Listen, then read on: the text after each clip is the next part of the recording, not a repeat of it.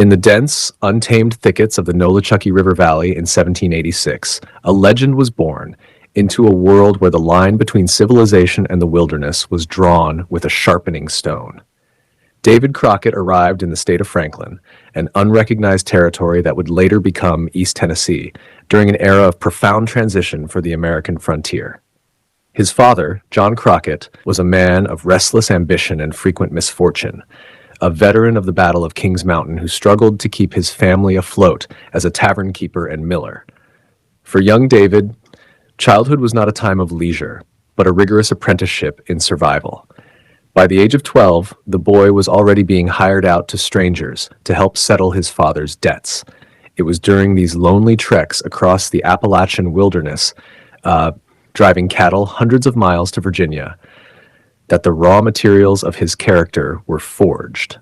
He learned the language of the woods, the subtle shift in the wind that signaled a coming storm, the silent gait required to stalk game through dry leaves, and the unyielding resilience needed to endure hunger and cold.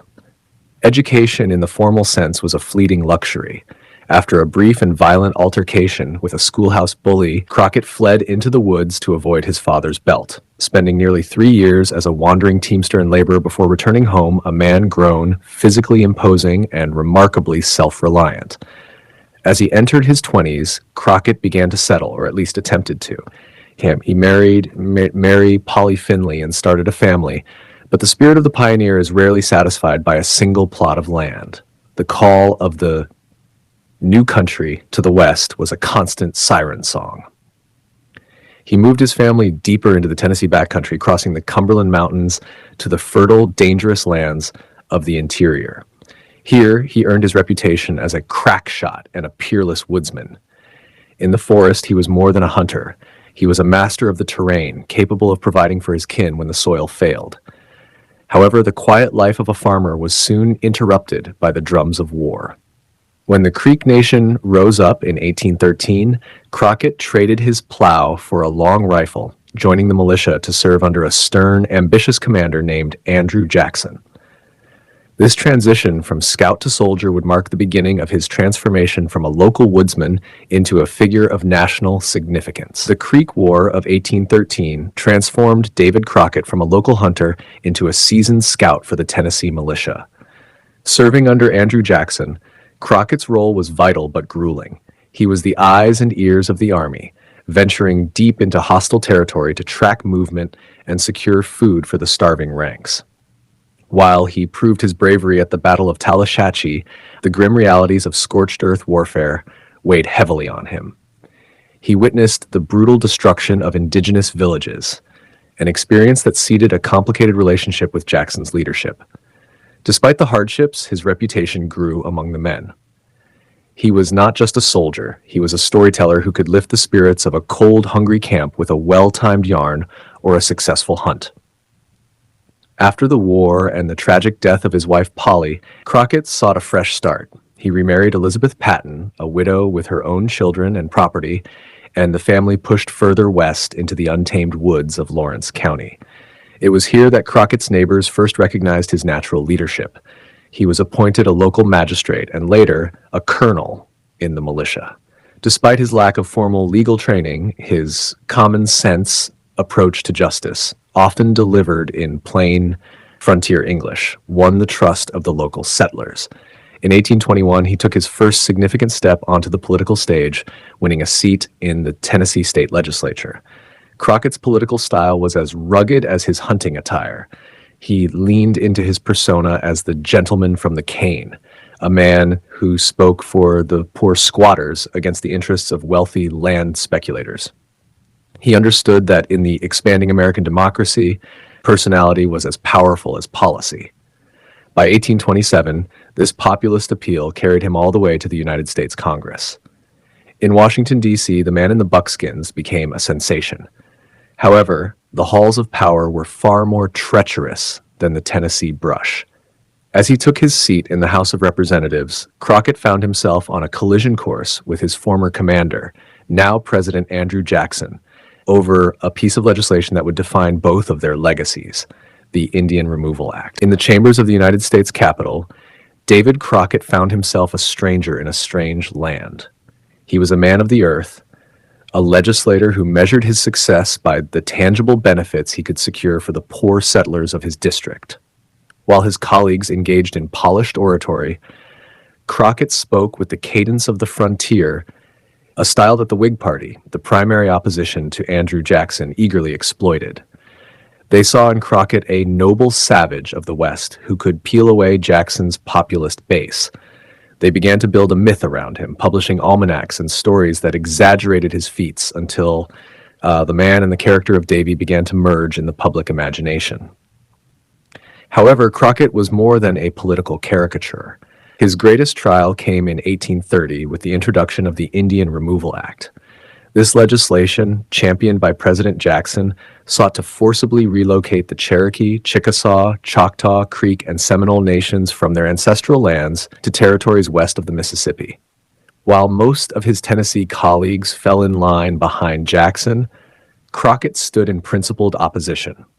He viewed the act as a betrayal of treaties and a cruel exercise of government overreach against a people who had fought alongside him in the Creek War.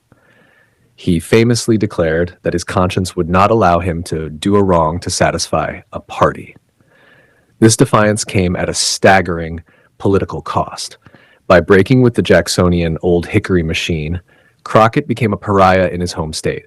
He lost his bid for re-election in 1831, though he managed to claw back his seat 2 years later. During his final term, he spent much of his time on a high-profile tour of the northern states, where he was greeted by massive crowds as a folk hero and a defender of the Constitution. But back in Tennessee, the political tide had turned permanently against him. In 1835, after losing his seat once more, a bitter and disillusioned Crockett told his constituents that they could go to hell, and he would go to Texas. He was leaving the United States behind, seeking a new frontier where a man might once again reinvent himself. The journey toward the setting sun was not merely a physical relocation, but a quest for political and personal redemption. In the winter of 1835, David Crockett crossed the Mississippi River, heading into the Mexican province of Tejas. He traveled with a small, dedicated band of companions, moving through the swamps of Arkansas and across the Red River. To the public, he was the famous Lion of the West, but in his private correspondence, he expressed a genuine hope of becoming a land agent or a high-ranking official in what many believed would soon be an independent republic. Texas offered the promise of a fresh start, a place where his reputation as a frontiersman might carry more weight than the political machinations of Washington. Upon arriving in Nacogdoches, Crockett and his Tennessee Mounted Volunteers signed an oath of allegiance to the provisional government of Texas. The atmosphere in the territory was electric, with the spirit of insurrection. Settlers were increasingly at odds with the centralist government of Mexico, led by General Antonio Lopez de Santa Anna. Crockett's arrival was a significant morale boost for the Texian cause. His fame preceded him, and his presence lent an air of legitimacy and American grit to the brewing revolution. He was no longer just a hunter or a politician. He was now a revolutionary soldier in a foreign land. By February 1836, Crockett reached San Antonio de Bexar, a dusty crossroads town centered around a crumbling former Spanish mission known as the Alamo.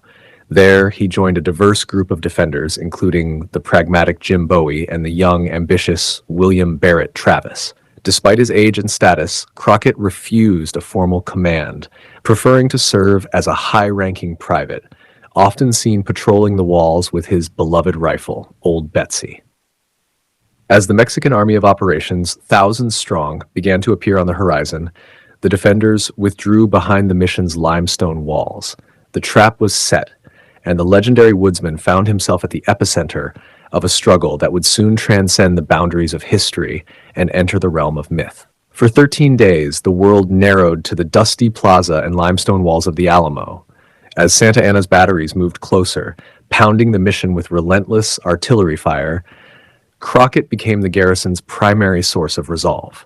He was seen moving from post to post, playing his fiddle to compete with the Mexican bugles and telling stories to keep the exhausted men awake.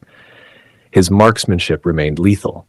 From the heights of the wooden palisade, he and his Tennessee sharpshooters picked off Mexican gunners at distances that seemed impossible to the besieging army.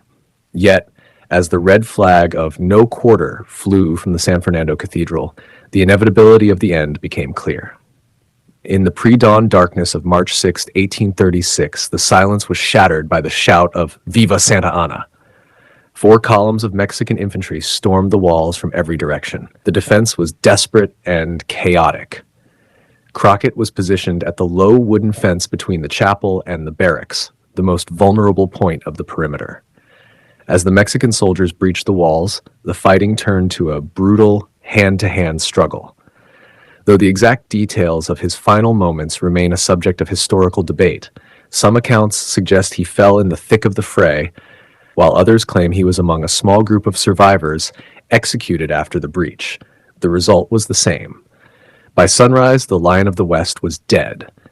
The fire that consumed the bodies of the defenders did not destroy the man. It forged a martyr.